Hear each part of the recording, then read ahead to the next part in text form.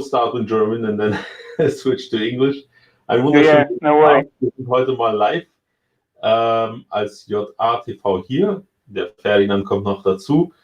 Ich freue mich riesig, dass der Davide Quadri heute mit uns ist. Davide gehört zur LEGA, ist der, oder man sagt auch, internationaler Geschäftsführer, so wie ich das richtig übersetzt habe, oder International Secretary, arbeitet zurzeit im Europaparlament und ist auch, soweit ich weiß, Jugendvorsitzender oder war es der Jugendorganisation. Die ist etwas anders organisiert, aber da können wir heute mal ein bisschen drüber quatschen. Ihr könnt gerne auch die Fragen in den Stream stellen. Ich kann es auch gerne einblenden. Wir probieren es heute ein bisschen aus und dann, ja, das ist das erste Mal, deswegen probieren wir das heute mal und verzeiht uns schon mal voraus die Fehler, die wir vielleicht eventuell machen.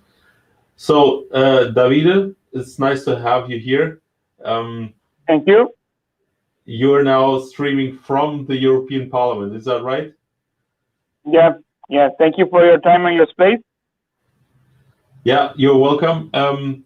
David, can you talk or tell us about something about you?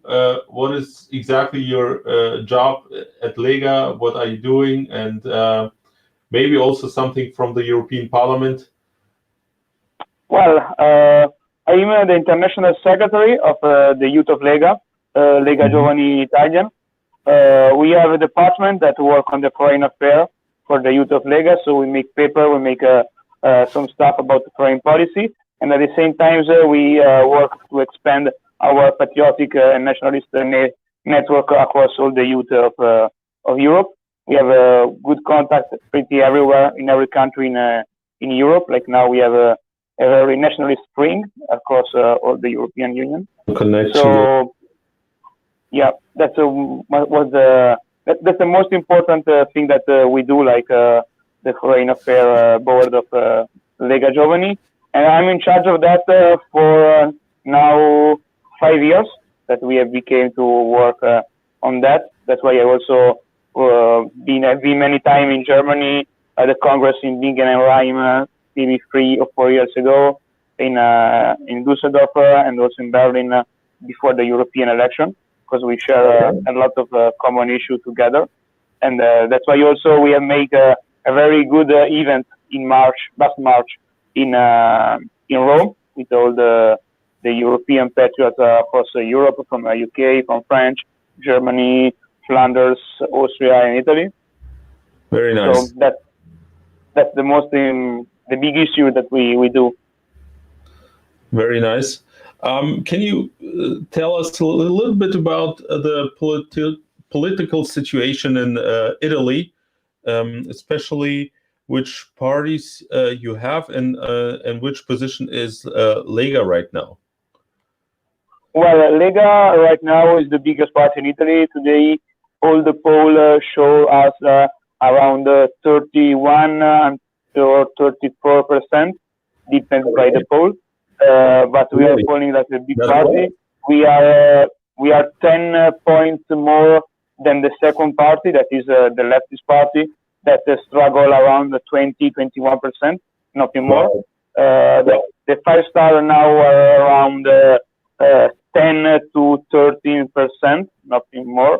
The same like Brother of Italy, the other conservative party that we have in Italy. So now the scenario is quite good for the public opinion, for Salvini and for us.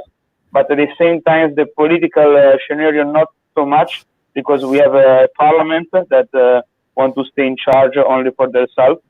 So we have this absurd government with the 5 star and the left. They rule together, and the only goal is not to go to election. They don't have any political agenda. The only agenda is take Salvini out of the power. But we will see how many years that can work, because the economy is collapsing. Even before coronavirus, we have a lot of trouble economically. It was projected to have a 0.2% of growth, something irrelevant. That's lots. If you see what's happening in the world. So people are pretty sick and angry with that government. So you But said they have an yeah. So you said Democracia Cristiana is what 10-12%? What is it? no, don't exist anymore. Democrazia Cristiana. There is a brother of Italy, Giorgia Meloni party, is around 10-12%, Okay. neck to neck with the 5-star now. And what happened to the Christian party? Berlusconi party is the Christian party. It's something strange to her, but in Italy, it's something like that. And they fall around 7%. They fall around 7%. Yeah, they don't have any good trend now, because also Berlusconi is quite old. Also because Lega, we take pretty every right-wing vote in Italy, because we have a long history of ruling party, especially in the north of Italy. We have the ruling party in Lombardy, Veneto, Piemonte, all the coast of the north. So even the so-called moderate part voters still vote for us in the right wing. So just for me to understand, or also for the viewers, the Christian party, or the Berlusconi party, let's say it that way, was once the biggest party, right? Yeah, it was the biggest. Berlusconi has scored around 35%, maybe 10 years ago, when he was the strongest. But then a lot happened. Berlusconi was destroyed by the judiciary system. There was the economic crisis. Also, we have had a very terrible moment with the third Berlusconi government, when the European Central Bank interfered in our democracy and shut down the government. And then everything go down. And even Berlusconi is a real hold now, so even the voters are not so confident anymore. And the Salvini is more popular also for their voters than Berlusconi anymore. Because all the party, they don't have any structure outside Berlusconi. So people who vote for Berlusconi still voting for them. But people vote. Can you describe, or can you explain how this happened? How could this happen? I have the feeling, personally, we are going through something which happened in Italy, but with a delay of maybe 10 years, let's say. Because our party is breaking down right now, lots, and there's a big division going on. Maybe it's not 100% the same scenario we have like there, but the results look the same. The Christian party and the big parties, they go down. The smaller parties, they rise up. Left parties, or the left party and our AfD party rises up. So can you explain how this could happen, and maybe what we can learn from you in Germany? That happened for many reasons in Italy, but the main reason across all Europe is because conservative voters are not shy anymore to say that they are conservative, and they want that their politicians are not shy to say that they are conservative. We see what happened when you have, in Germany, but also we have had the same in Italy in the past, some coalition against the nature. When you have the left and the center left and the center right together, every time that they do that, the left culturally and ideological win, and the conservative lose, and the people are sick of that. People are very sick and they want the party to stay firm and stay clear in their message and in what they deliver.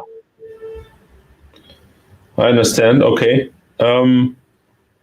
So what about the economy? We talked about it before. You mentioned that the economy is not doing very well right now. What do you think is the main reason why it is so bad right now? Or you mentioned the coronavirus, but it's not. I guess corona is only a symptom, maybe, if you can say it like this, of a weak economy. If something like this little thing can hit your economy so badly, then something was wrong before, I guess. So what do you think was not okay with the economy in Italy? Well, Italy have many problems economically. Maybe the biggest one is fiscality, because we have a very huge tax burden on the taxpayer and on the entrepreneurship and normal worker. So that's one. That is one of the main issue. And in the other hand is because we have lost a lot of regular work with the globalization, because a lot of plants have gone outside in Romania, in Poland, or even in China and India, and that have destroyed also our economy. Sorry? Italian workers go to Poland? A lot of firms have shut down their firm in Italy to reopen that in Poland or in Romania, or in Albania, because there is less taxes, the labor market is cheaper, and also they can easily teach the work to other person that work for less money. And that was one of the problems that we still have now.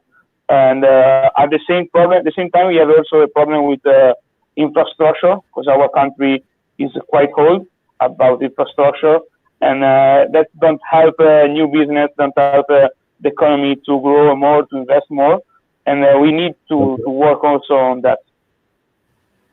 But okay, so, but I don't understand. The German companies, I mean, they also went to Poland, and somehow, I don't know how, but they managed, or Germany still managed to grow the economy, or to do well, at least, let's say, in the last 10 years.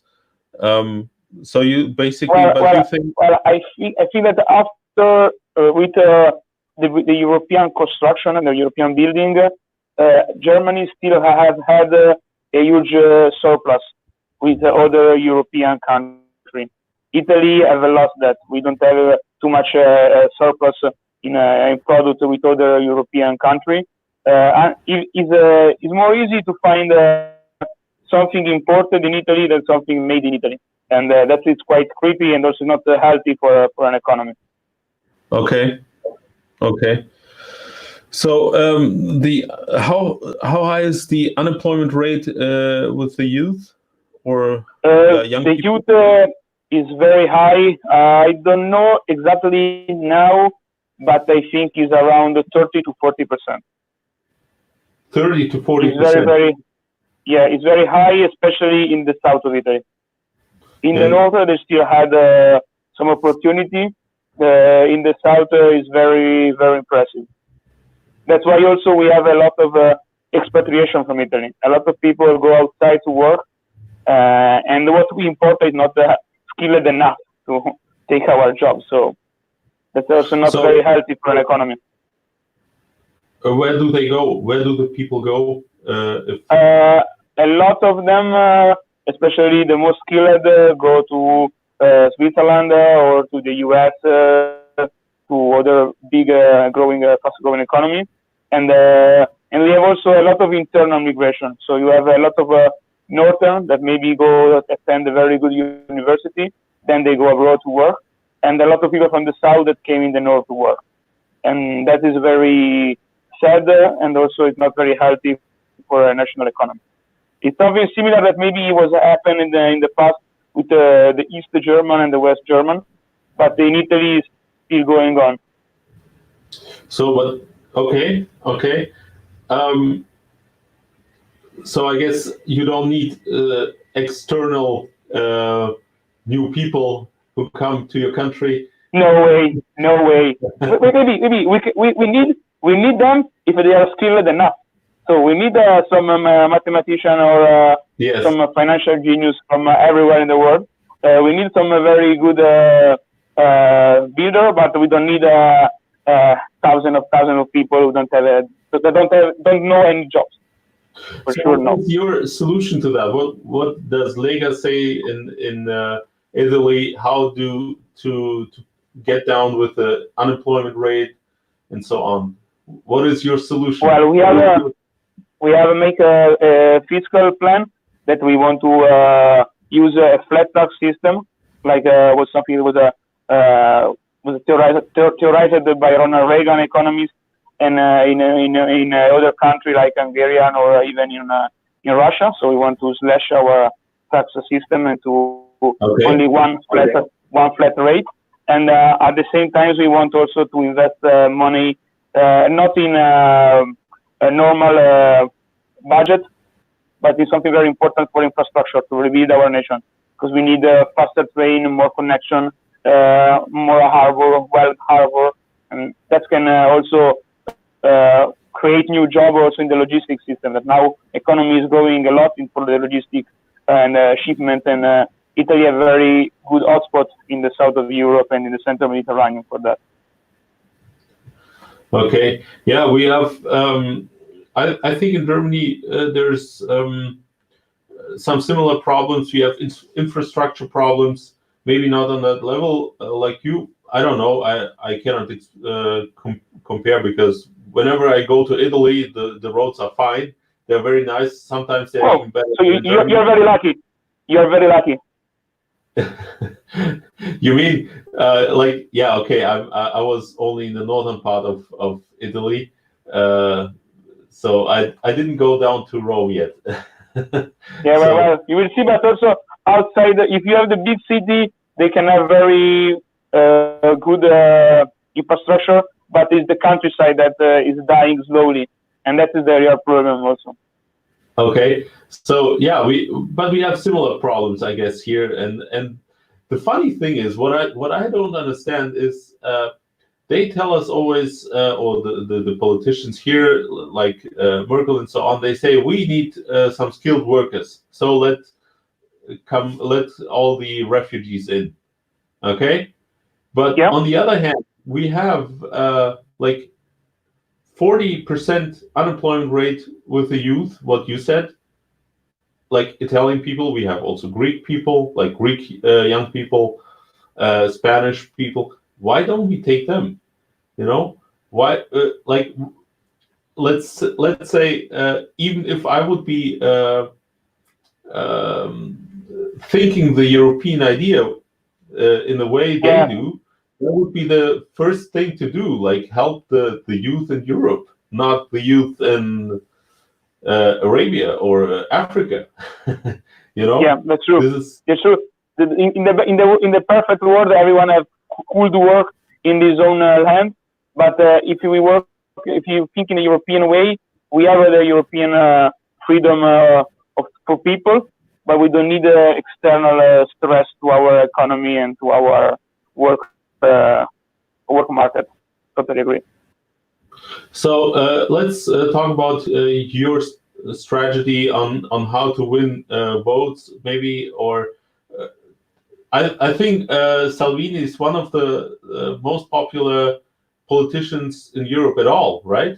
Like on social media, for example, he's number one. Yeah, in social media, he's number one. He has won on Angela Merkel when she have had the Facebook and she have had the social media, and is maybe the biggest Twitter and Facebook page in Europe for politics. Yeah, that's crazy. And what do you think? How did he do that? Yeah, the key is the authenticity of his message, because people want to be part of this revolution, that movement, and he share everything with them, and they can feel that he's a real person. It's not a puppet to sell them some stuff and then get elected and do nothing. Okay, so when is I'm sorry, I don't know that, but when is the next election coming in Italy? Well, national election for the national parliament, they will be in 2 years and a half, but maybe they can be a year earlier, because this year we have a regional election going on in Italy for a lot of regions, and we are polling to win pretty everywhere, not everywhere, but pretty everywhere. So that can be another shock to this government that don't have the number. They have the number only in the parliament, not in the people. They have maybe 5 or 6 senator majority in the Senate, only 6, and they still ruling the country. So they are very weak, and everything can happen We hope as soon as possible. Because we cannot tolerate to have a government that do nothing. So do you think Salvini didn't really lose his reputation because of when he stepped down from the government? No, I think he impressed the people that is not obsessed by the power and to stay in power. A lot of people realize that we want to change things. We want to change Italy in a better way. So we are not afraid to risk our money or our seat in the parliament to do that. Okay. So I think it's it would be nice if you could share some ideas or some thoughts on how to win young people, especially for politics. I mean, you said how many members do you have? Young people? We don't have a real membership only for the youth. We have the LEGA membership, and I think looking the data that we have in the national for all the party, I think we are around 10,000 members across all Italy. Now our structure is quite young, especially in the south, but there is a lot of passion even in the south. The people, that very young activists, then join the party. What the message is, something that really worked for us is Salvini, because his popularity is very strong and he reach a lot of youth. And on the other hand, the message that we have is that our party believe in youth, and we have 17 youth in the national parliament, elected in the national parliament. They are under 35, and they are a member of the parliament. So 17, right? 17, yeah. And 17. how many do you have in total? Let me check how many in the Chamber of Deputies. Let me check. Yeah, that would be interesting to know. I think we are. Let me check. But the number I don't remember perfectly how many. But I think we are around less than 100. We are a few because this election was 2 years ago, and now a lot of change. Around the 60. Yeah, around the 60 map we have, and 17 of them are youth. That's very good. I mean, we have about 92 deputies in the parliament, and I don't know how many of them are under 35. So we have in the deputy we are 120, and 17 are youth. Or they are a former mayor or a former regional councillor. We have 30 years of history, so we have a lot of members that are in the party for a long time. But 17 of them are from the youth. Cool, that's very nice. I mean, so we have also 2 members of the European Parliament that get elected from the youth movement. Okay. How many are in the parliament from Lega? In the national and the European Parliament, 29. The same like CDU. 39. 29. 29. The same like Merkel Party. Wow. That's very nice. Yeah. But we have more votes. We have taken more votes than Merkel Party, to be clear. Yeah, of course. I mean, your population is smaller in Italy, so divided by this, you get more votes. Yeah, that's true. Yeah, we are taking 9.5 million votes in the last European election. How many? Sorry. 9.5 million. In percent, how much is that? 34. So number 1. Yeah, sure. Wow, cool. Yeah, and let's see how AfD goes in a couple of more years. We have next year some elections going on, but the pressure, I must say, Right. the pressure is very high here in Germany. How is it about?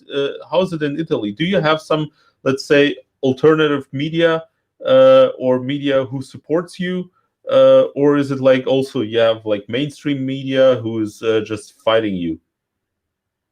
Well, we have our alternative media, but at the same time, the mainstream media have to deal with us because if they want to have a share, they have to put Salvini on the field. So they follow us, and every for sure they try to blame us. They try to portray it in the worst way, but at the same time we don't have. We have a very bad marketing from the mainstream media, but at the same time they cover us, and that show the people. So it's a win-win situation.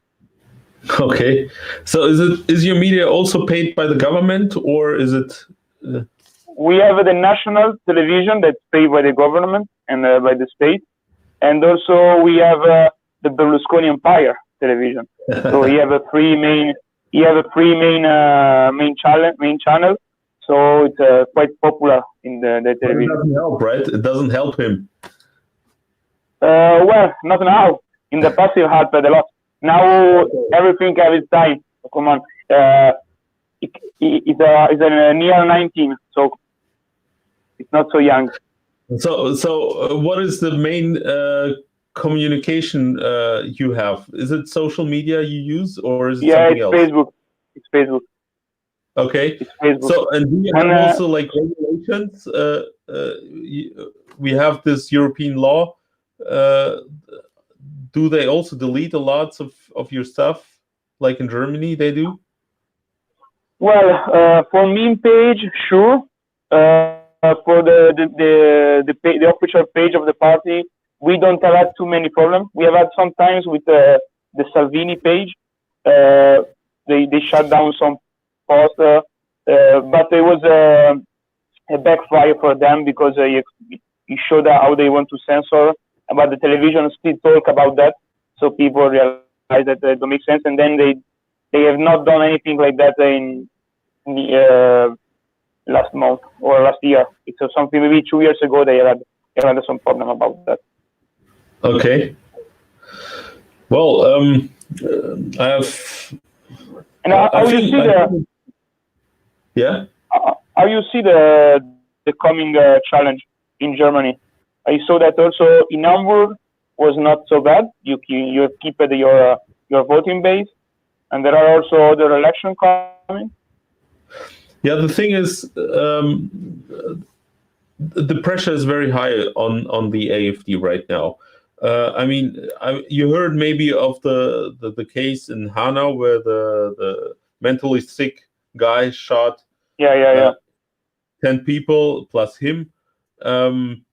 He they tried to use this case in order to portray like this was a racism caused by the AfD, you know, and they portray they put it in the chain like that. They say, okay, you push it verbally, you use hate speech, lots of hate speech, which now caused this massacre there, and this is the way they try to frame that, you know, and this is Okay. very hard. They we have some kind of, let's say, um, how do you say, um, uh, like an agency which controls inside politics and politicians. Something like a spy agency. Yeah, basically, but it is unique. You know, it is fixed on organizations to see if they're still legal, or how they act, how what they say, and so on. Okay. The German, if anybody knows that they can say the name in English, it's Verfassungsschutz. That's what it's called. in German, and they try to put it on us. They to watch us and see what we do. And this is especially for all the people who work for the government. It's not good because they lose their jobs, maybe of that, or they have to leave our party in case to keep their jobs. So this is the pressure from the government on us, which is basically, I think, illegal. It's trying to put some the at least it's immoral position in a corner where it cannot fight back. We don't have the same methods or same weapons we can fight back, right? And all we have is just the media or the social media, which we can use, but they try to ban that. Some experts told today that there was also a report. They said Telegram. Do you know Telegram? The app. Yeah. It should be put also under this law of this. Like the census. It should be also censored, controlled, and see what it's supposed to. Because all the radicals they communicate on Telegram. You know, so it is crazy. So in this case, we have a problem to reach the people in the sense you do, maybe, and that's why the polls they're rising, but very slowly. Like we are now at 15%, but yeah, the CDU, the Merkel party, is falling down lots faster than we are rising. You know. Okay. But I think we will manage this, especially now what's happening in Thüringen. Thüringen, I don't know. Thüringen. With Höcke. Tomorrow it's going to be the election, the new election of the not prime minister, but yeah. And we will see how this goes. Maybe this goes. There's going to be new election in the parliament or for the parliament? In the parliament, they have to select the new president, prime minister, but the minister, of the parliament. I have to translate that, but anyway, and they don't have a majority, but because the Merkel's CDU party, they have a problem. They will not vote for a president who was the former SED party, the Eastern European Communist Party. Yeah, and they say no, never. We are not going to vote for him. But they don't want to put out their own candidate because they are afraid that we are going to vote for him, for their own candidate. You know, and they say there's no basic we can work with AfD together, so we are not even going to present our own candidate because maybe the AfD will elect him. Makes no sense. How stupid this is. You know? Yeah. We said we don't need we don't need to go into the government. We will just be there in the opposition, but accepting you. So if you bring up a new law, we just accept it, like tolerate it, in the way. So we don't even say we want to go into the government. So and also it's also very creepy for voters because they have voted for someone and they don't want to be in the power. Exactly. So and this is. I think this is some situation which never was there before, and this makes it a lot. Let's say politics now interesting nowadays, but this is why we have also to cooperate together, also with other national parties Europe-wide. I think this is why we also talk today here. Just to show also to the German people to say, okay, you're not on the island. You're not isolated. Europe is way behind that. What you're trying to say. Many of the right-wing parties are accepted, and they do a great job in Europe. Even let's say your party or I think also the Austrian party was the FPÖ wasn't doing a bad job there. Yeah. So one other question many Germans say here, like if all the national parties are rising in Europe, in the end there will be another third world war or whatever. They will fight each other, the countries, and I don't think so. What do you say to that? I think that what we are seeing in our neighborhood, what we are seeing on our border with Turkey in the Mediterranean Sea, the situation, there's still a mess in Ukraine, all the hiding civil war that is going on in the big city. Because if you live in the big city, you understand the tension that is here, the tension of multiculturality, the tension of unemployment, the tension of don't have any society anymore. It's only freedom of people that also make stupid people to do stupid stuff. That's maybe even worse that have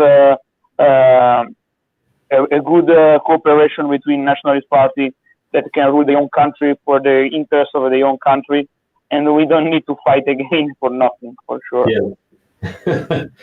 Yeah, I think also that nations can live side by side also in peace. And we have shown that also in Europe already before the European Union, right?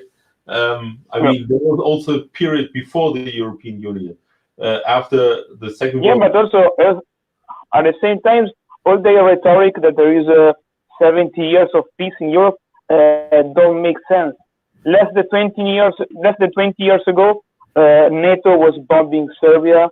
There was a civil war in Serbia, and Serbia and Belgrade are Europe. They are not Far East.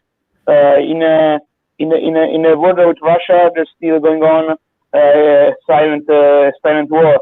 There was the Ulster. There was a rebellion in another part of Europe. So, although the narrative that there is 70 years of peace for the European Union is something very weak. Yes. So, I think also not only there was no peace, but let's say, okay, there was peace with the biggest countries in between. Yeah, for the biggest country, sure. The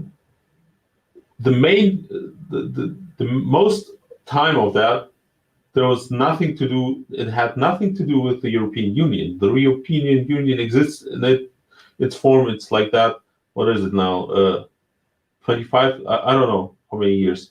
Like depends by what you mean for the European Union. But at least it's 25, 30 years that we have that we have the Commission, the currency, the central bank. It's a process that is going on for 30 years. Before was only a commercial agreement, a carbon agreement, was totally different. So and it worked fine. It worked fine without the European Union, without an extra parliament and government and so on. Yeah. So, but at the same time, I think that now the point is not to follow Brexit or propose something so shocking to voters, but is a proposal that we can resolve the problem that we have in Europe with collaboration and without dictate from an appointed commission, dictate too much power in the European Commission that have to work for 27 different countries is too much. We cannot share the same value in 27 different countries. Fortunately, we have different. That's the something very beautiful of Europe is their diversity. Is the 1,000 of year of diversity, and if we destroy that with the global ideology, with the global dictates from here, from Brussels, it don't make sense. And even you don't understand anything from Brexit, because people vote for Brexit not only for immigration, not only for fishery, but they voted also for the reject of the imposition and to retake the beauty of the national identity. And without that, Europe is going to be a supermarket, but not happy to live in the supermarket. Yeah, that's a good point. So yeah, if there is any questions, see, okay, there's some comments coming in, but yeah, they don't really make sense. Will not portray them here. Do you? Yeah. One thing I would like to ask you: do you have something also like a Antifa in Italy? I mean, we face always protests if we come together somewhere, or we have a meeting, we have some event going on. There are big protests in the area where we meet, and the police needs to protect us. Yeah. So, is there something similar in Italy? Do you have same issues? Not so strong. I know that in Germany they are very aggressive. I know that they are very also. They go everywhere. They attack everywhere. In Italy, they are not so violent now. In the past, maybe more, but now there was that funny movement of the sardines that is very funny, because it's a movement against the opposition. For me, it don't make any sense to protest against someone that is not ruling the country, because you don't have nothing to say, because you don't rule. You are not the opposition. You do your job, and it cannot not make sense to protest against someone who dissents from the government. But we have that movement, but it was very naive and not so strong or violent like the German people. Fortunately, we don't have anything like that now. We have some very small group, maybe especially in the university city in Bologna, in Milano, in Naples, but nothing so organized and structured like the Antifa in Germany, fortunately. Okay. Yeah. So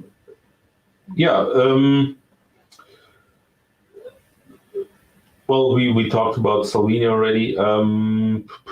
Do you think? What do you think about the crisis now in Turkey? What's going on? Do you think it will affect somehow also the Italian borders? Well, in Italy, we still have a migrant flow across the sea, because in Libya there is no government, there is a civil war. Europe don't play any role. Only French play for itself. It's a real mess. So we still have that, especially without Salvini the government.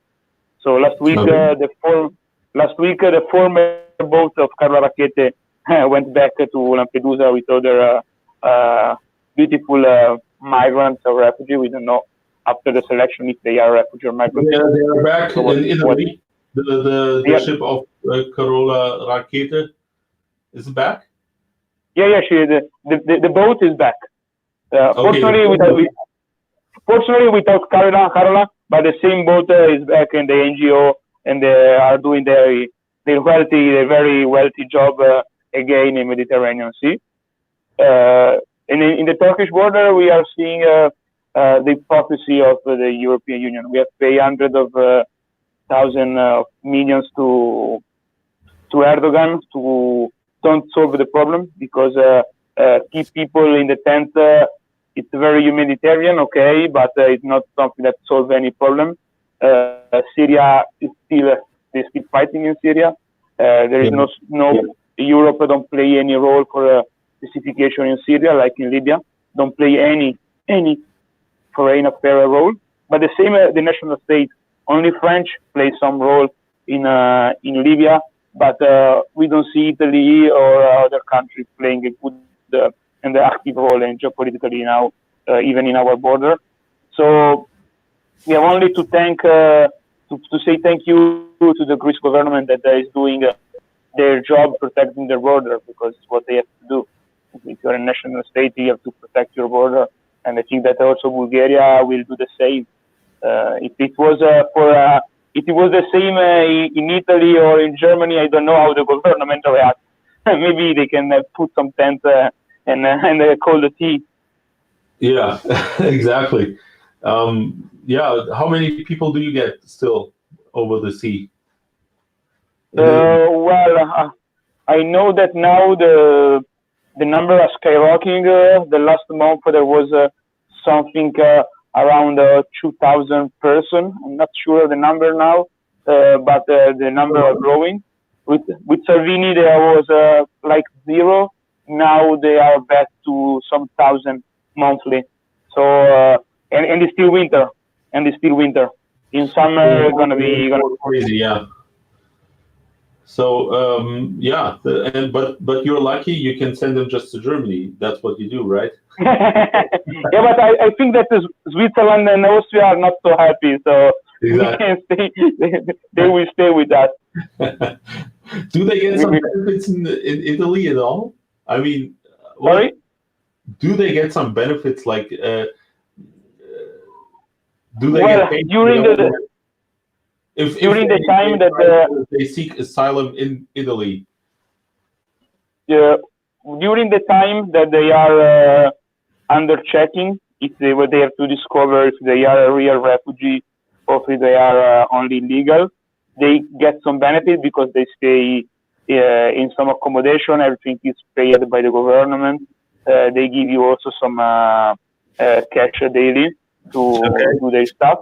So it and then the problem is also that type of program to recognize if they are refugee or not is very long. It's maybe 1 year. Then they can say no. I want to challenge the resolution. They go to order and they can stay in that type of solution for maybe 2 years. And then after 2 years, or they disappear, or it's very tough also to take them and to send it back, because you need also agreement with the country where they came from, or which they say they came from. That's not true that they came from the country. So the real solution is not to not allow anyone to come illegal in Italy. There is a question coming in. What with the rape cases? I heard about some very bad migrant gang rapes in Italy, and how often do they happen? Can you say something about that? I don't know the statistic exactly. The problem is still is big in the big city. In the newspaper, there was nothing shocking in the recent month. But in the past, before Salvini government and before our government, we have had some terrible case, like the girl was killed and eaten by the Nigerian mafia in the center of Italy. We have had some case like that. Now there is nothing so shocking. So I don't know the data exactly about the rape, the grooming gang that we have in Italy. But did something change? Do the people go less often out? Do they don't they go out in the night, or the girls especially? Well, there are some places in the big city. Maybe they are not the no-go zone like other countries, but they are not safe zones for sure. So people don't go there. That is one of the huge gifts of globalization and multiculturality. Okay. Yeah. All right. So if you have any questions, I don't want to take so much time. We planned about half an hour. Now it's almost 1 hour. Yeah. Yeah, but it's nice. Well, I wish you all the best in Germany, because we need stronger ally across Europe, and we need to collaborate.